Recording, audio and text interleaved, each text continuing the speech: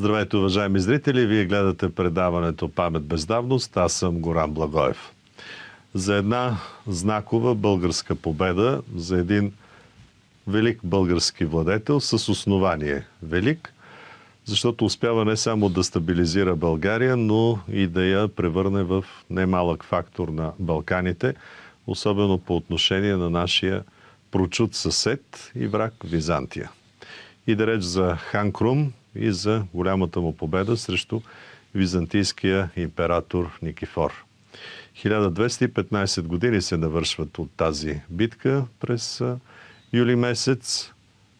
Умишлено не казвам къде е тази битка, защото, както ще разберете от следващия разговор, най-много информацията за нея не е достоверна. Казвам добър вечер на главен асистент Явор Митов. Здравейте и добре дошли. Здравейте. Да започнем от там. Император Никифор, византийски император, не лош владетел, не слаб владетел. Какво прави в България, защо ни напада? Никифор... Иначе много обичайно. Дали Византия, като някакво друго да прави, напада българите? Никифор Първигеник за нас, така, за съвременните изследователи, се смята за не лош, даже за добър император. Още повече, че той решава голяма част от славянския проблем в Византия. Многото славянски племена, склавини. Реално той прави една колонизаторска политика от Мала Азия и прехвърля колонисти, гръкоязични колонисти, за да може по този начин да урегулира този проблем. Така че за нас е добър владетел. Що се отнася обаче за средновековието и за хората от това време, той е лош владетел. Главно поради тези прехвърляния, преселения, които прави. Много хора са изпадали в голям ужас, когато трябва да ги преместват на хиляди километри. И като цяло той се е смятал именно за недобър владетел. До някъде това повлиява и на изворите от тогава да го представят в такава лоша светлина. Защо тръгва към България? Самият ход на императора се корени няколко години по-рано, именно е свързан с българското нападение срещу остатъците от аварите, от аварския хаганат. Ние знаем, че Франкската империя е унищожила този хаганат, но в последствие българите също решават да завладеят част от тези земи. Именно с тези действия българите разширяват своята и територия, но до някаква степен и подвластното на хана население се увеличава с завземането на тези територии на северо-запад. И това по някакъв начин е нарушило баланса, който византийците са държали да има между тяхната империя и българското ханство.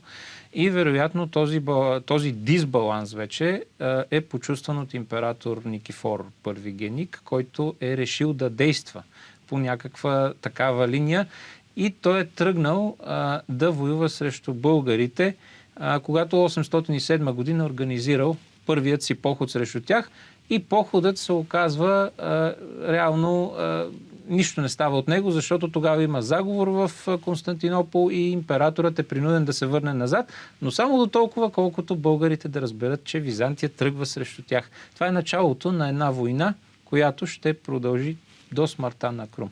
И след това. Лятото на 811 година, някъде началото на юли, де-факто Никифор нахлува в български предели. Най-вероятно минава Стара планина. Да, имаме го това събитие. Сега, първия ход на императора се проваля, но в последствие това дава карт бланш на Крум да действа и ние знаем, че още на следващата 808 година българите пленяват заплатата на войската, на византийската войска по Струма. Това е един от първите удари, а след това е и следващия удар за превземането на Сердика или на Средец. 809 година. 809 година. Именно това показва, че Крум се опитвал да защити вероятно тези северо-западни владения при аварите, когато успее да пресече именно този път, известен като Вия Диагоналис. Реално Сердика се е намирала доста във вътрешността на Балканите и е контролирана от византийците. В последствие именно тези ходове са повлияли и са затвърдили убеждението на Никифор Първигеник да организира един мащабен поход, въпросния от 811 година, за да завладее и въобще да се справи с проблема с българите, да унищожи България, каквито намерения и той е имал. Да чуем какво казват хронистите за този поход. Императорът на ромеите, Никифор, тръгнал на поход срещу българите. Той бил съпътстван от победа и избил голямо множество от тях. Достигнал до тяхната столица, завладял я и я опустошил. Диващината му стигнала чак до там, че той заповядвал да докарват техните малки деца, да ги поставят на земята и да ги прегазват с кремъчни дикани за вършеене. Като прекарал няколко дни, той напуснал резиденцията на безбожния Крум и, оставяйки я, опожарил всички жилища, заедно с оградата от поставени едно до друго дървета. Той преминал през средата на България, желаейки да стигне до Сердика. А пък българите били направили от големи дървета страшна и мъчно проходима преграда, подобна на стена. Прочее, като намерили случай и като наблюдавали от планините, че ромеите обикалят и се лутат, българите наели срещу заплата авари и околните славянски племена, въоръжили по мъжки жените и на 15-тия ден от нахлуването им, призори в събота на 23 юли, ги нападнали, докато почти още спели. Ромеите, като се вдигнали и бързо се въоръжили, започнали сражения. Тъй като войсковите части били разположени далеч една от друга, те не узнали веднага за станалото. Българите връхлетели само върху императорския отряд и почнали да го избиват. Като се противопоставили малко време и не могли да постигнат нищо, те били жестоко избивани. Всички загинали там, едни погубени от меча, други удавени в реката, трети паднали от преградата, а някои изгорели в огъня на изкопа. В същия ден, проче, бил погубен и император Никифор в първото сражение, без никой да може да съобщи по какъв начин е погинал. Много важно отбелязване. Не знаят как е погинал императора, тъй като след малко пък ще коментирам откъде се появява тази идея, че му отрязват главата и Крум пие, нали, известната история, разпорежда да обкуват черепа с злато и да го направят чаша. Защо обаче хан Крум отстъпва столицата си? Най-вероятно това е Плиска. И трябва да въоръжава пък околните славянски племена, че аварите, че дори жените ги въоръжават като мъже. Толкова ли няма войска? Това е дискутирано от редица изследователи, които също не могат да си отговорят категорично на този въпрос. Като цяло, похода на Никифор е мащабен. Дори за самия поход той създава и редица корпуси, като един любопитен корпус е така наречения корпус на хиканатите. Това е сбор от млади, способни бойци, синове на аристократи в Византия. Това е цвета на византийците, който е оформен в корпус и този корпус съответно загива в самото сражение. Така, че тоест генофанда на византийската аристокрация го унищожава. Точно така. За известно време. Ще кажа и нещо по-любопитно, че по-късно Симеон при Ахелой го унищожава повторно. Този корпус. Той на няколко пъти е унищожаван, но византийците го възобновяват, възраждат всеки път. Но това е отделна тема. Сега, прави впечатление, че Никифор преминава през проходите сравнително спокойно. Има някои извори, които казват, че 2-3 български армии са му се препречили, но той съответно ги е победил.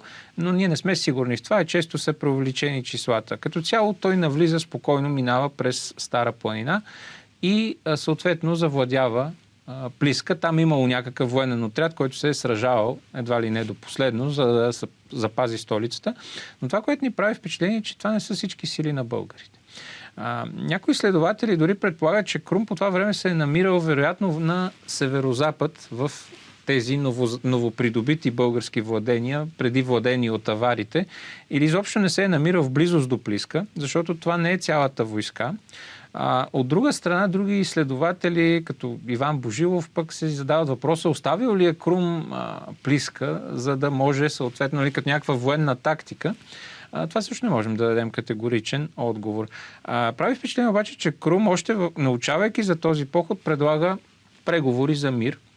И след завладяването на Плиска от император Никифор, отново повторно, нали, тази прословута фраза, ето ти победи, сега, нали, предлага, вземи каквото ти трябва, точно така.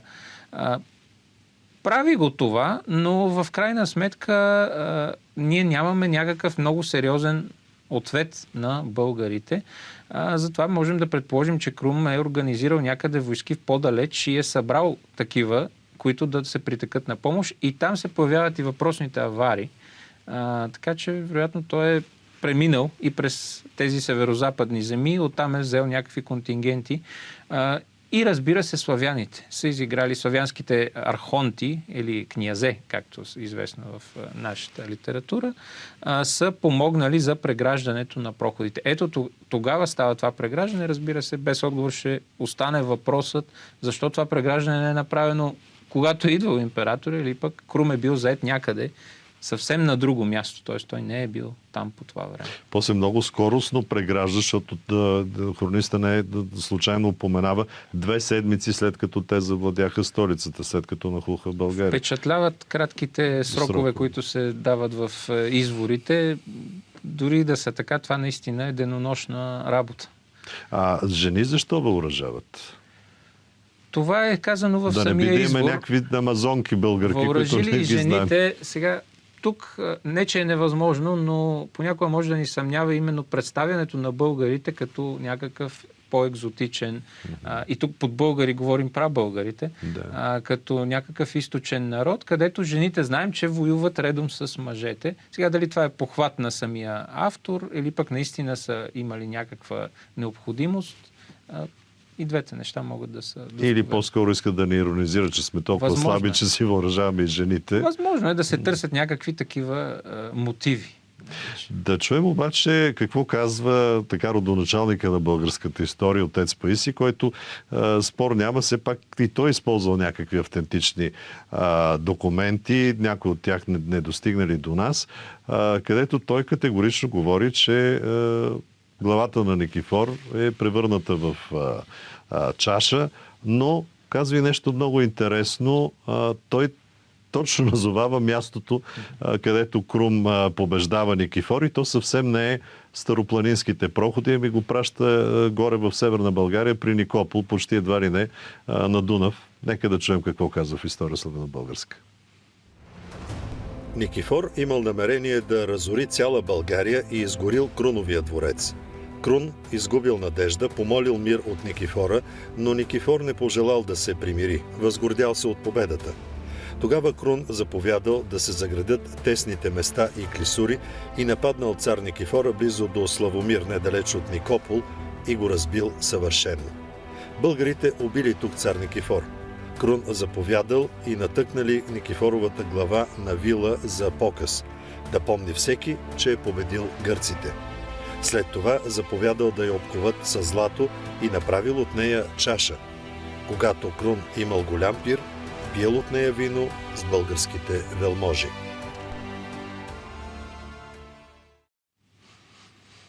Да поясним само, че в Паисиевата история хан Крум е известен като Крун. Крун, така е предадено. Да. Как ще си обясним това, че по-ранни извори не се говори за главата на Никифор нищо? Видяхме извор от онова време, почти съвременен на Никифор, че казват при неизяснени обстоятелства загива, докато Паисий вече категорично казва, заповядал да му отрежат главата. Даже зрителите, ако гледат внимателно, Манасиевата хроника, която от 14 век пише: плениха Крум, плениха Никифор и Никифор заповяда да му отрежат главата. Да, значи Паисий е ползвал различни, разнообразни източници. Разбира се, той е ползвал и Теофан Изповедник.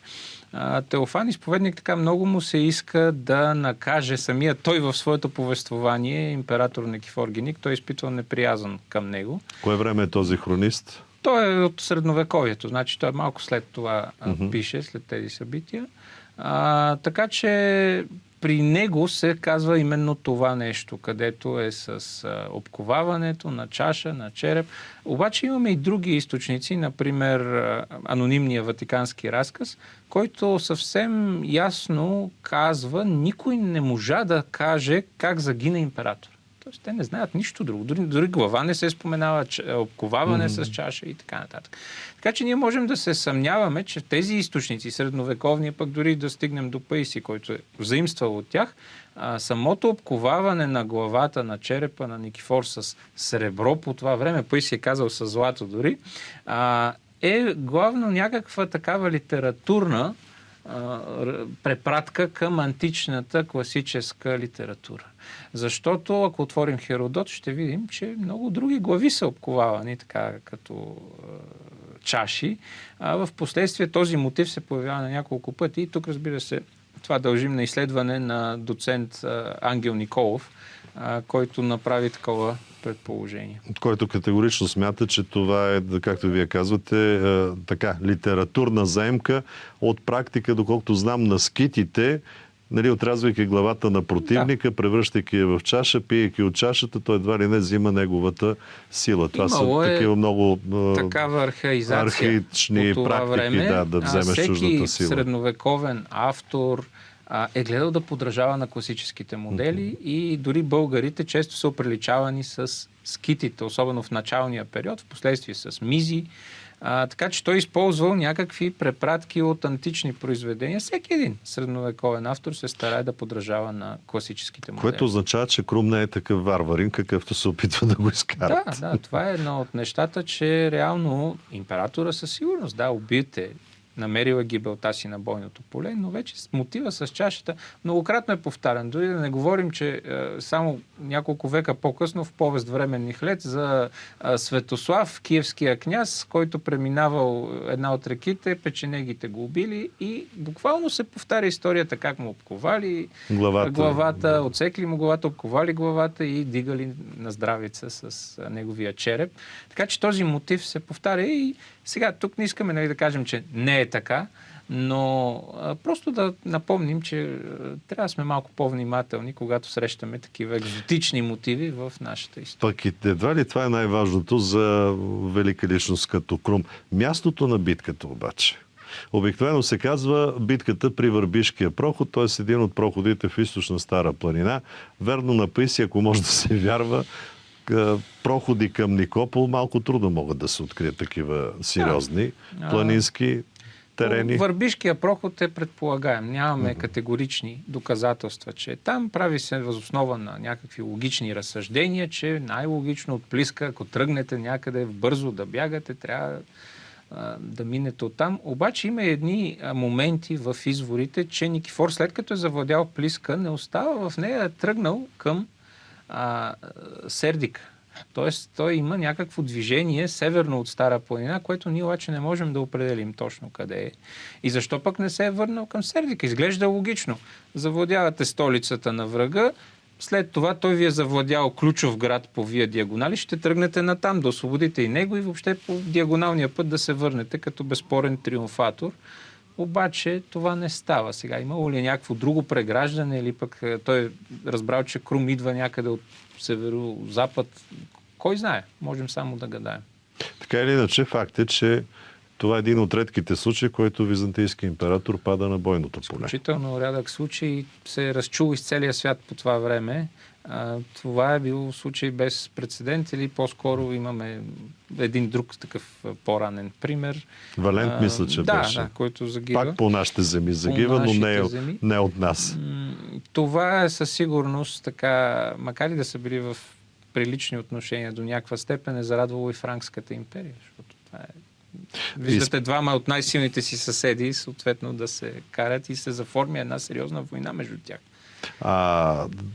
Изпада ли Византия в криза, респективно България, дали тръгва нагоре след смъртта на Никифор? След смъртта на Никифор Византия изпада в криза и най-вече за владетеля, защото дори неговият син е тежко ранен, той е император, нали, т.е.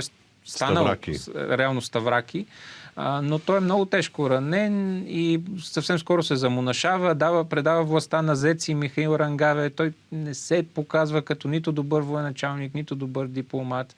Така че това е криза за Византия.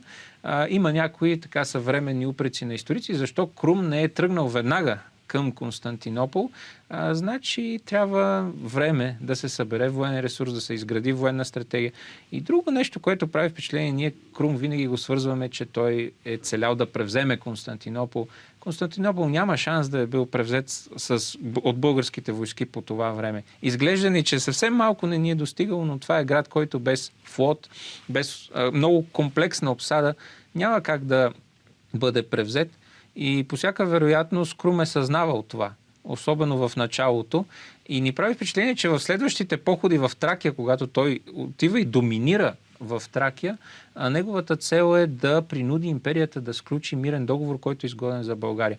Поне още 2 пъти той предлага мирен договор, съгласява се на преговори, което малко променя нашата представа, често изградена от византийските извори, Крум страшни, който, нали, е кръвожаден и няма да спре, нали, докато не унищожи всичко християнско. Това е в духа на изворите. Всъщност ние го виждаме като много умел дипломат.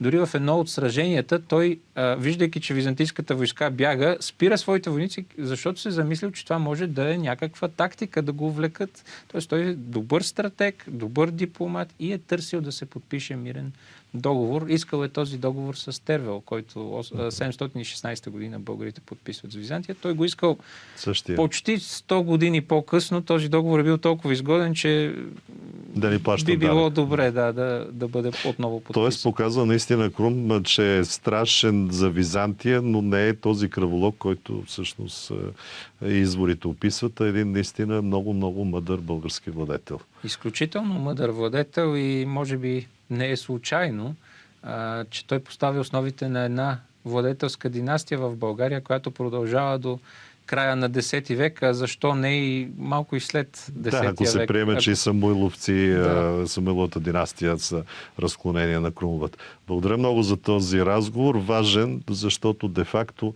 показва нещата така, както най-вероятно са се случили, а не както ни харесва и си ги митологизираме.